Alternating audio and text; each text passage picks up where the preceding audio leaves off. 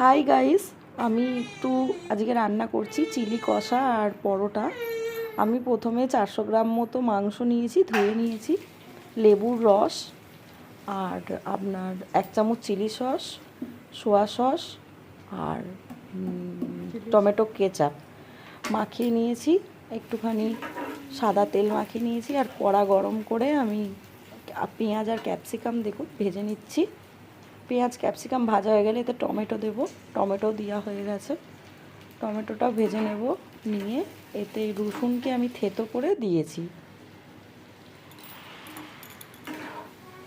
রসুনকে থেতো করে দিয়েছি। দিয়ে এইভাবে আমি ভাজতে থাকবো। কাঁচা লঙ্কাও চিড়ে চিড়ে দিয়ে দিয়েছি, ভাজতে থাকবো।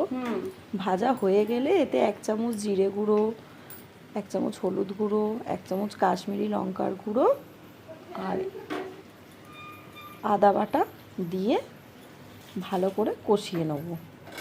একটু নুন মিষ্টি আপনাদের পছন্দ মতো নেবেন। আর আমি একটুখানি গোটা গোটা করে পেঁয়াজও এর মধ্যে কেটে দিয়েছি, একটু বড় বড় করে। এটা মানে এটা আমি নিজের মন থেকেই বানিয়েছি চিলি কষা। এটা আপনারা বানিয়ে দেখবেন, খুব ভালো লাগবে খেতে।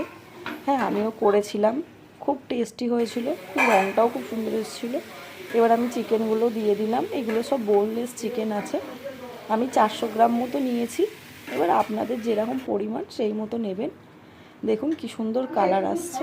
আমি স্যালাড কেটে নিয়েছি, পরোটাও হয়ে গেছে, পরোটা স্যালাড হয়ে গেছে। এই যে চিলি কষা।